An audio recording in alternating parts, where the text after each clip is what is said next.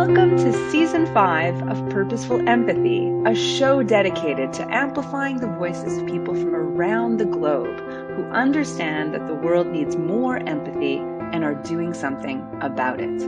Today's episode was brought to you by Grand Huron International, an on-demand coaching provider for individuals and companies. Thanks for watching the show. Enjoy. Welcome to a new episode of Purposeful Empathy. Today I'm joined by Paul Simard, who is the founder of huMENity, a trained men's work facilitator. He works with men around the world who are going through all manner of experience, from trauma to addiction. He focuses on men of all ages in small groups, as well as one-on-one coaching. He's participated in multiple men's circles and organizations over the years, has written multiple articles on men, masculinity, and leadership, and gave a really awesome TEDx called The Mythical Man. Paul has held senior leadership roles in a wide range of organizations for the past 10 plus years, with a primary focus in the nonprofit sector. I want to welcome Paul to the show. Thank you so much for being here. Yeah, thanks, Anita, for having me. You know, we've had conversations before, even online, that are available on YouTube, but I really felt such an urgency to have a new conversation with you, because both of us lost a mutual friend at the time of this taping, I guess like less than 2 weeks ago, maybe a week ago, Stéphane Leblanc. And when we were talking about Stéphane passing away, I thought, you know what, maybe we should tape an episode of Purposeful Empathy in his honor. So thank you for agreeing to this. For those who are watching or listening, I just want to say a couple of words about Stéphane and actually play part of a recording where I interviewed him for my book about a year and a half ago.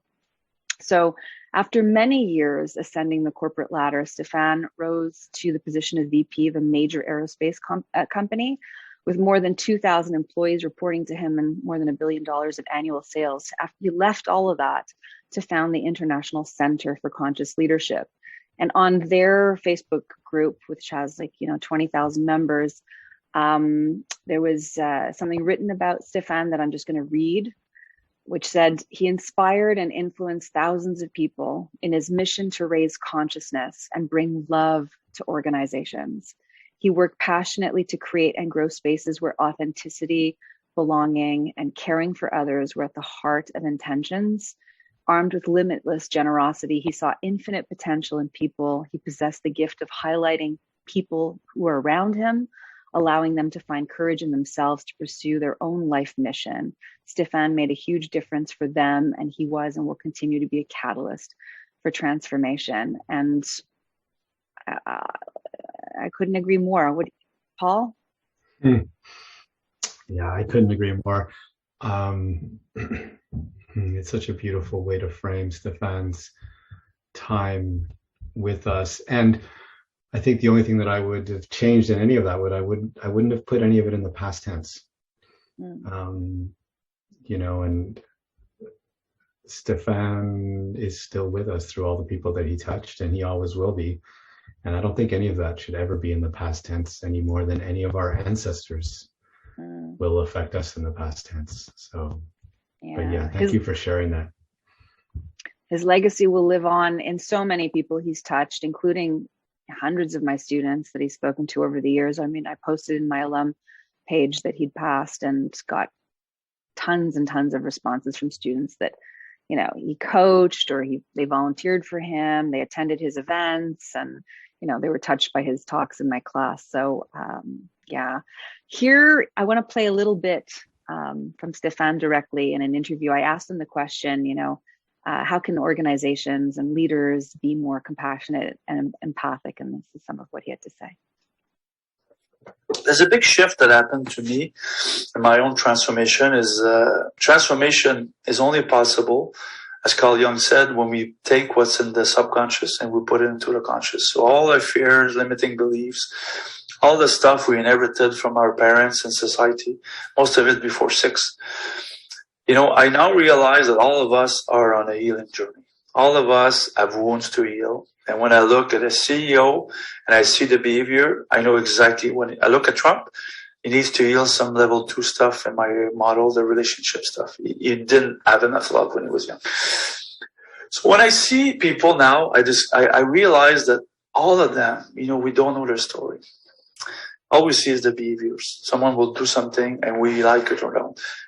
We never know what's behind all that. What's their fears? What's their limiting beliefs? What's their values? We never discuss that. So I try to really avoid judging people.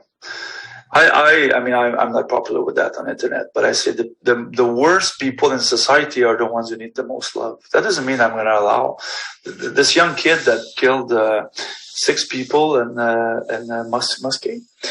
I listened to when he called 911 to give himself in. I listened to half the call.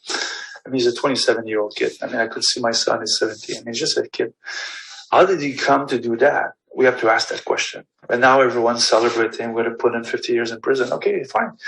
But we should ask the question, how can we heal this kid?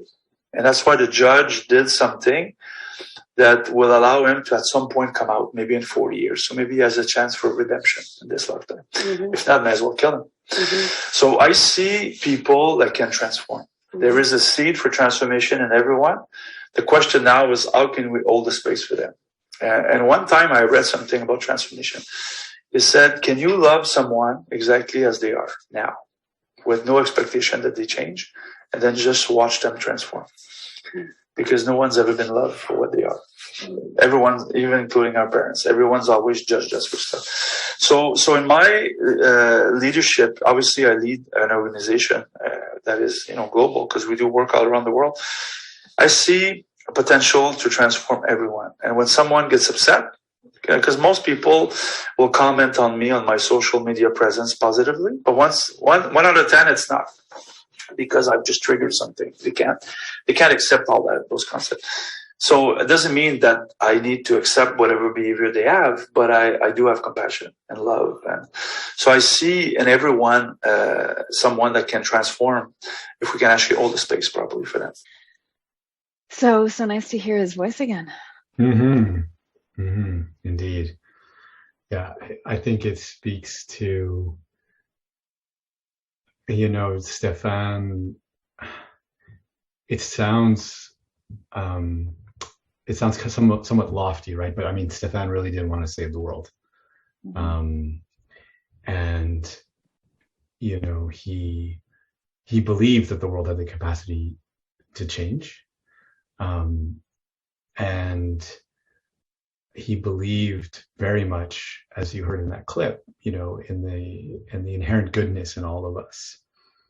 And so much of what he was speaking to relates so directly to the work that I do almost daily with men.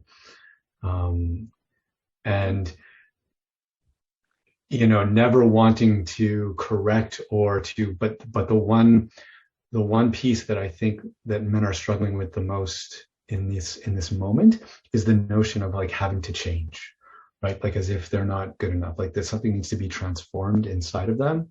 And so really what we try to focus on, and what I try to focus on with my work with men, is more the giving of permission for their true selves to come through.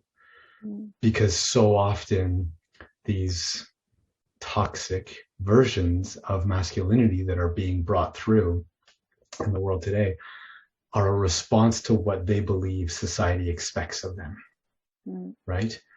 Or a reaction, as Stéphane said, to something that they did or didn't get in their youth, right? And so some part of them has been suppressed, some part of them has been set aside because they thought that's what they had to do, because that's what society told them their worth was, their position needed to be, their way of being needed to be.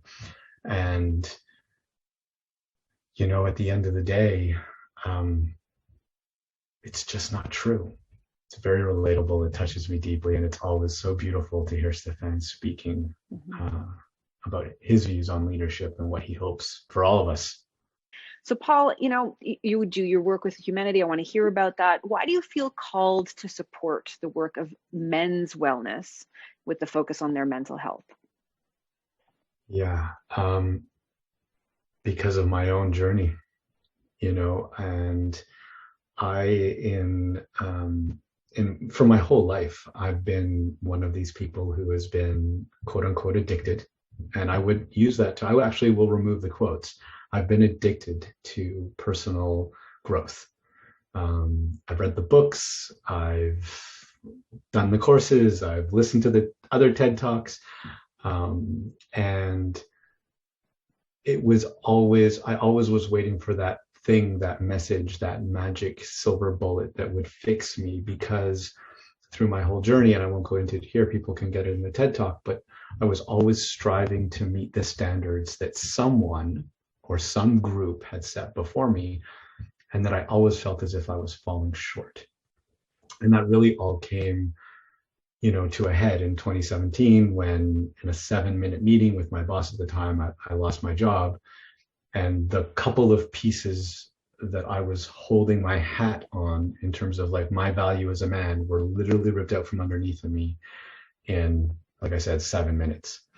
And it sent me on my own journey. And as I was journeying and trying to understand how to define myself as a man, as a husband, and most importantly for me as a father, I came across this thing called men's work, which, at the time sounded like it was probably some sort of like anti-feminist movement or something like that. And some of it feels like that. And some of it, I will actually say, if you go far enough on the right, not politically, but just on the ideological side of things, that it will look like that. But as I was going through this journey, I got to realize that not only was I not alone, that in fact, if you sat down with men long enough, almost every man at some point in their lives, and usually still today, were feeling a sense of disconnection from themselves, a disconnection from their true sense of being, from their true sense of value. They identified themselves with their jobs, with their families, and there was like, and where do you fit in that? And as you know, these things often happen organically, right? And the deeper I got, the more I felt myself being called in, and actually, again, organically, just holding space for men more and more and more. And really feeling inspired by what happens to a man that then trickles over to his family, which then trickles over to the communities, which then trickles over into companies, to speak to what Stéphane wanted us to do, when they're given that permission to really tap into themselves, to really take a breath, let it go, and just truly express who they are. So for me now today, I don't look to society to find out what kind of father I want to be.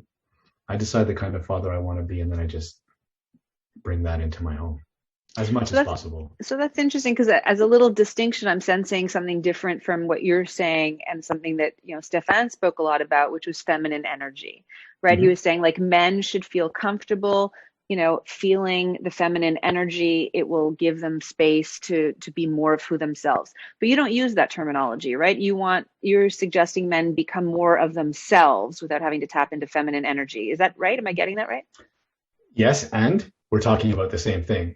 And the reason that I don't use feminine energy is because, again, societally, it is so tightly linked with women, right? And what that can often lead to, and I've seen this live and in person, is men feeling like they need to emasculate themselves, right? That they will push and suppress all of their masculine energy because they're afraid of it, and they're afraid of what that might be perceived of in society. And that's one of the reasons why, and this is the only time I'm going to try to use it in this conversation, but I try to avoid, I will talk about toxic and I will talk about masculinity, but I try to avoid toxic masculinity because, like so many things, these things can become inextricably linked.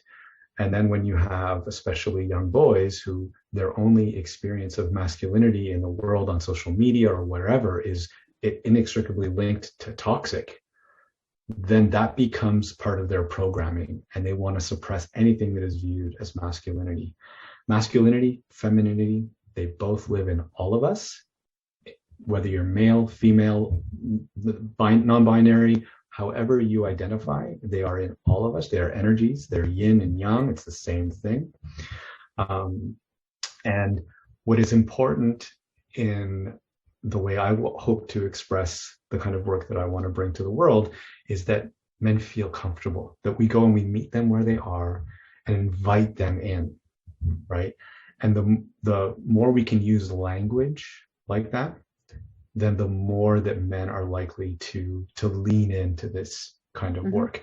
And one of the first things we say actually we repeat it every single call that we have with men, whether we're one-on-one or whether we're in group, is this call is not therapy, but it will be therapeutic. So why do you believe that there are so many misperceptions as a society about the role of men? And just curious, like what you think, what role empathy plays in any of that? Yeah. Look, this is going to take us on a little bit of a sidetrack here, but we live in a society that is dominated by a conquering mindset, right? Especially here in North America. We are very extractive in our approach to everything, right? Including how we talk about our people. How many hours can I get out of you? How many sales can, all of those things. And we have become obsessed with measuring, right? And the more we can measure, the more successful we are, the more we can extract, the more we can conquer, right? It's this vicious cycle. And men, for the most part, have had their entire value through the development of this industrial complex based on those things, right? Completely setting aside any of what they might have in terms of like their human traits, their human qualities, their role of father, their role of caregiver, their role of whatever it might be. All of those things are kind of secondary when it comes to the man's role in this industrial complex. And that has just been passed on from generation to generation, right? And it's just been handed down. And we're at a beautiful time right now where, the beautiful wave of feminism, and I don't know if we're at 2.0 or 2.3 or whatever version of it we're at, but we're in this beautiful place. And as someone who has 3 daughters, I'm like, yes, keep going, like ride that train. But what's happening is as that train is roaring by with amazing speed and with more and more people kind of getting on it all the time, men are watching the train go by because this new world doesn't have a way to allow them to reclaim that sense of humanity, that sense of being a person without the metrics, of being a person without the extraction, of being a person without their role in doing those things that they've been measured and celebrated for. Right. So can I just ask a follow-up, just to interrupt right there, because I'm curious. So you started off by saying this like extractive, imperialist conquering kind of system that we're in is really stripping men from being all that they can be because they're being like defined by what they can conquer, what they can be, exploit, what they can, have, right? And then you kind of mentioned this other track of like the feminine energy coming up. So are you saying that men are kind of losing their place in the world because of sort of the capitalist frame or because of the feminist energy coming up the pike? Because you mentioned both. It doesn't, the current structure doesn't have room for both, right? For men as it relates to men, right? So it's not like, what's happening with women right now is really them being given is not the right term, them taking, right? Which should have something that should have been rightfully theirs right from the beginning, but like an equal place, right? And not being apologetic about it either, which I absolutely love. But so what we're in fact seeing is that in my conversations with women is their struggle is actually about like, how do I balance my ancestral Roles. lineage around being maternal and all of those things, which are actually biological, right? So a lot of the roles that women have played traditionally have been sort of like that nurturing and the mother, I mean, they grow the babies in their stomachs. It's only normal that connection, and then the desire to feed and see the baby grow is going to be super powerful in the woman. That's just completely biological. So it's normal. So you're almost seeing the tension there because of something that is being added onto the role of women in society, because they're taking their rightful place in our corporations, in our businesses, in our community organizations, and all of these things, right? But and so as such, there's I don't want to say fewer opportunities for men, but as they see women take this bigger space, there's nothing there for men. Can't all of a sudden start growing babies in their stomachs. And as we move, especially to a place where empathy and compassion and all of these things are being celebrated in social business movements and B Corps and all these things that aren't necessarily aligned with the things that they've learned as boys that were important to them, they're kind of lost, right? And there's nothing to fill that void. Yeah. Right? So what happens when you take away my sense of value around the metrics, around the extraction, around the production, around the homes and the number of cars we have and all those things? What happens when my value in that is diminished or completely removed in some cases? Right. So just as over time, and it's not all over the world for sure, but as women have asserted themselves and given themselves greater breadth in terms of how they can be in the world, how they can behave and act, and the responsibilities that they have, it's broadened, right? For the most part in the West, let's say, in the Northwest. And you're saying men should have the opportunity to grow that breadth, to include some of that vulnerability, to include some of that soft and kind and tender parts of their life, so that they're not only perceived within a particular, kind of the way a man should be. Is that what I'm getting? Yeah. Yeah. Like we need to get to a place where when someone says as a man that he's at home taking care of the kids, like there's no eyebrow raising. Right. Pete Buttigieg, right? Isn't he getting flack for, taking some pat leave with his husband? Yeah. It's still something that we all like to think that we're like progressive and all those things. And yet when we hear something like that, most of us still, whether we are conscious of it or not, will have some sort of a reaction that is bordering on surprise. So do you think the younger generation's onto something when they're, non-binary and sort of the fluidity, the gender fluidity is actually opening up for everyone? So you're rock on. Yeah. I don't know if this is video, but I'm bobbing my head like a bobblehead toy. I absolutely think it is. I actually had conversations with some friends who, I've just hit 50 this year. And I've spoken with some friends last week when we went out, and some of them are really struggling with the non-binary, with the he, she, they concepts, and they're tired and they're getting exhausted. I'm actually of the opposite. I am super inspired. I think it's a hard time. I definitely understand the difficulties of navigating this space, but I firmly believe that this is a period that and I don't know why I'm saying this timeline, but I just don't think it's going to take as long as people think. I think we're in a period where over the next sort of 10 years, we're going to get to a place where this is going to be normalized, right? Where there isn't going to be the need for, it's just going to become more natural, right? And if we think back, right, and especially let's talk about what's true for the land on which we live here in Canada, the Indigenous peoples, they don't worry themselves with these things. No. Gender is not.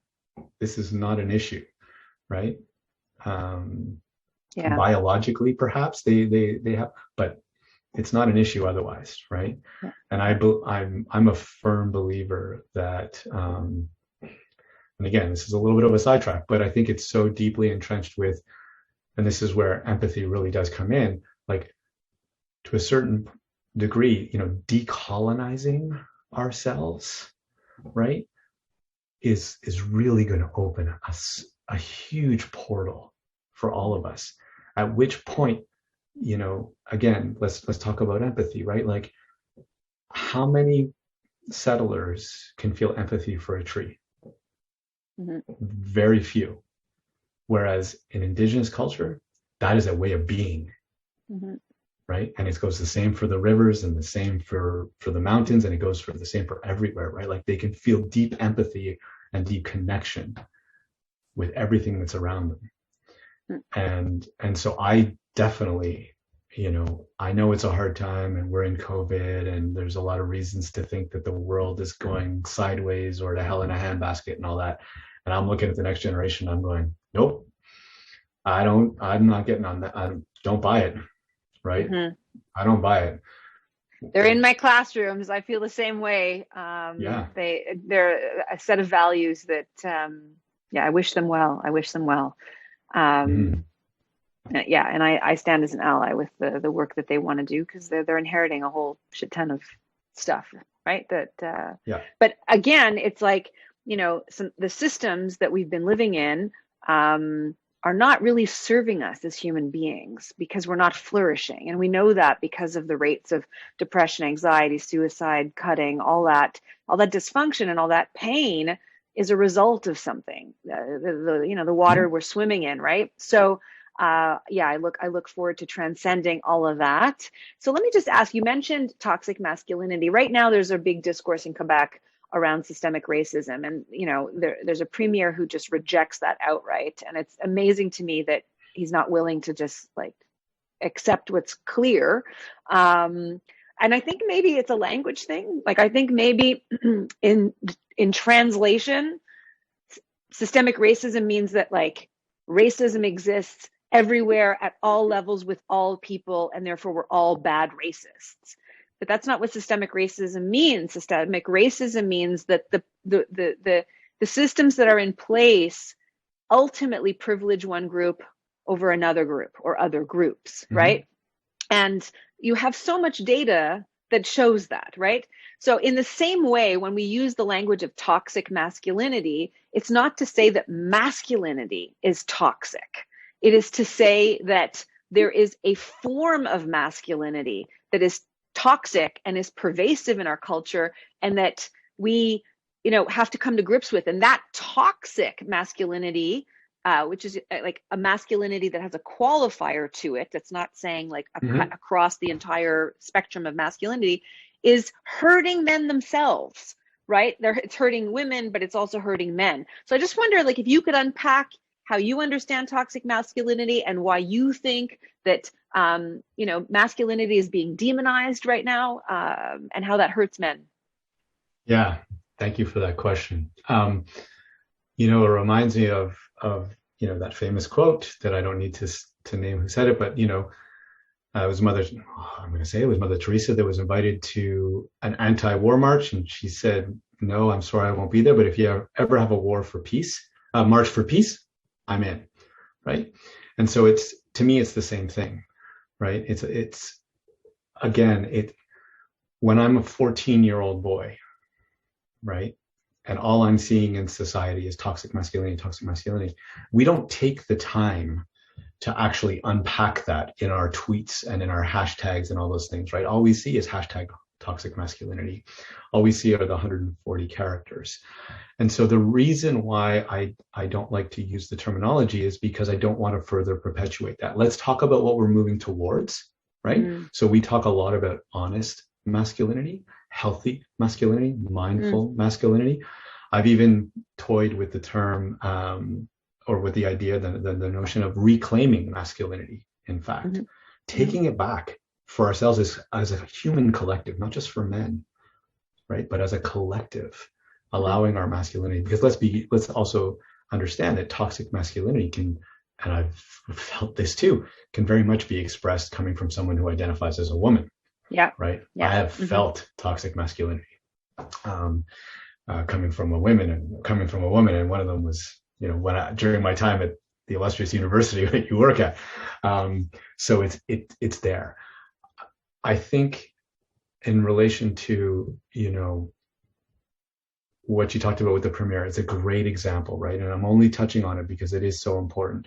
We hear systemic racism, and as men in particular, and white men very much in particular, we associate ourselves with those systems, right? Because again, my value is on my external metrics. They're on the job I do, they're on the resources I extract, they're on the sales. And if you're a politician, then those are your systems. So when you call my systems racist, you're calling me racist. And then white fragility kicks in, and I want to push back and I want to defend myself, right? This is where we have to decide, right?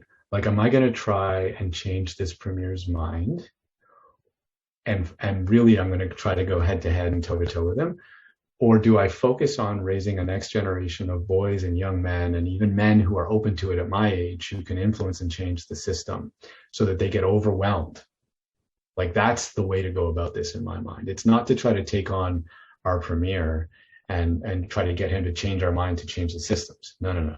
This is a tsunami that's going to have to come from under the waters and just kind of like crash up on the beach and are you in or are you out kind of thing. Right? And again, the more that we can decouple men from what they do into more of who they are and what they want to be, the more quickly we are going to get to those places, right? And at the end of the day, like, this is going to sound silly, but at the end of the day, I firmly believe that if we can get men to come back into their bodies, right, to just get in touch with their breath, to get in touch with their emotions. I have seen men literally break down, not even 24 hours ago at the time of this recording, just having a man touch into the place on his body where he was feeling anger. Within 3 minutes, tears flowed, not saying a word. He didn't even know it was there, right? So just inviting men to come back into their body and to feel what's actually there and to honor it and to recognize it, right? If I am going to take on my premiere, I'm going to do it one-on-one in a closed room, and we're going to do it my way. We're going to have very few words, and we're going to get him into his body. That's how I'm going to take him on. But I'm not going to challenge him on principles and values, because he's going to spend his whole time defending the system through which he currently associates his value. And I can never defeat that. I can't beat that. It's too strong in him. It really is. But on the other hand, if we eliminate that, if we set that aside and just have him come back into himself, and I know this is true because I used to be a part of those systems, and I used to benefit from those systems. Again, I'm a white male who spent his whole life benefiting from those systems, not intentionally, but very much beneficially, right? And I can only see it now because I've been brought back into my body thanks to the coaches and the mentors and the teachers and the men with whom I work, because they're also my teachers. So, wow. Yeah. So what can parents do, parents of young boys, let's say, to support their mental health and well-being in a society that is governed the way it is? Yeah. Thank you so much for that question. First of all, I'm really, really happy to say that, I do a lot of my work through an organization called Sacred Sons. We have a youth program. And I would encourage parents to explore either that youth program or other youth programs. There are more and more of them coming out. The other thing that we absolutely positively have to do as parents, especially of boys, but even of girls, is be very, very cognizant of the language we use. So none of this stuff anymore about, when a boy gets hurt and man up and, don't be such a girl and all of those things. That needs to absolutely stop. And if you see your son playing on a team where the coach uses that language, you either remove your son or you take steps to address things with the coach. That just flat out needs to stop. We also need to be able to come to a place where we're not hanging so much of their value on their results, on the outcomes. So again, using sports as an analogy where so much of socialization happens for young boys, they come off the ice or they come off the field, and especially if they're a little bit older, your parents don't necessarily stay as much anymore. They drop the kids off and off they go. So you might not know how the game went. And instead of the first question being, did you win or lose kind of a thing, it's more like, how is the game, in terms of like, how did you feel about the game, right? Oh, I didn't play so well. Oh, and how did you feel about how you played? And how do you feel? Like really normalizing this language around feeling, so that they can really tap into that, right? And the other thing too is, when they are expressing an emotion like anger or crying, or it's acknowledging that, bringing an awareness to it, and not forcing them to stop. If you're in a public place, of course there might be some embarrassment for you, but believe me, the kid's not feeling any embarrassment right now. And if you try to manage that emotion with the interest of saving your own embarrassment, you're sending a very strong signal about what that emotion means for that child in the public sphere, right? So, hey, for some reason, whenever we were using stories like this, it's always Tommy. So, hey, Tommy, I understand that you're angry right now, right? And that's okay, right? Like, I want you to feel your anger. Can we talk about it? What do you want us, like, get them to express, get them to talk to their anger, get them to speak to it. And that will inevitably, you've acknowledged their anger. The anger is going to begin to abate. That is what they're looking for, no matter what age they're at, right? It just doesn't matter. Even a man who's going completely off the rails, 24 years old in a coffee shop, what he's looking for is someone to acknowledge what he's feeling at the end of the day. Amen. So you've been super generous with your time, Paul. We'll have information about how people can learn more about your work with huMENity in the links below. But as a final question, I love asking my guests, if you can remember a time, big, medium, small, where you've been at the receiving end of purposeful empathy and what that meant for you. Yeah, absolutely. It comes back to a story that I talked about earlier, when in 2017, I again, 7-minute meeting, and I came out of there, and I had lost my job, and I still hadn't really gotten deep into this kind of work. And so I went, even though I lost my job on a Friday, I didn't tell anyone. And then on Monday morning, I went to work, right? I put my laptop in my bag. I had so much shame around what had happened to me, that I went downtown and I spent the day in a coffee shop trying to think about, what are my next steps? And I did start to reach out to some people, and I'm hoping he's going to be okay with me naming him on this podcast, but, someone who I think we both know, Mike Ross, was one of the first people who knew. And when he found out what I was doing and where I was doing it from, coffee shop, looking for my next thing, he was like, no, Paula, he's like, I've been there, and let me touch base with the team. I'm in Vancouver, but when I speak to the team, if everything goes as I think, at the latest Wednesday, you're coming into our office. You're going to have a desk, you're going to have coffee, and you're going to have a team that's surrounding you. Like, this is not the time for you to do things on your own, right? And, it happened in October, and I was in Mike's office here in Montreal for about 4 months. I went to their Christmas party. I went and celebrated a couple of birthdays with their team. And when I left, because I had went and found something, there was even a going away dinner for me, as if I had been working for them this whole time. And that to me was, Mike really feeling into what I was going through in that moment, and what would he want for himself if he was in that position. And what he would want is somebody to reach out a hand and say, hey, you're not alone. And that really would also be my ending message for your listeners and anyone who's taken the time to make it this far into our conversation is you're not alone.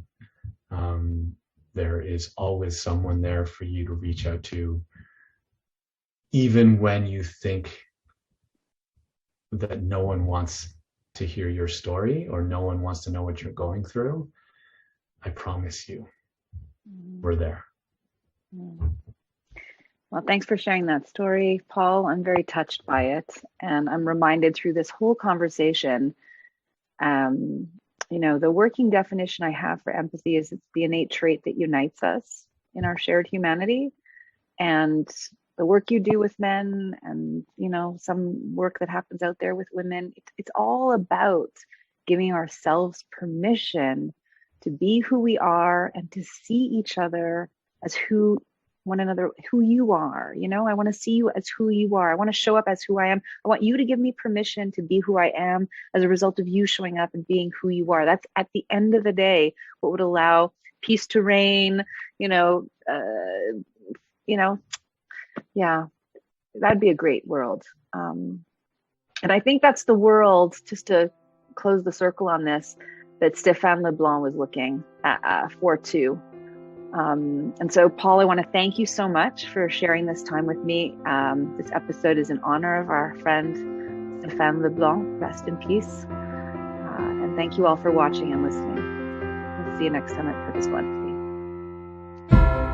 What if you had access to your own council of coaches to help you break free from your thinking clutter, or make an important decision, or liberate you from whatever's holding you back?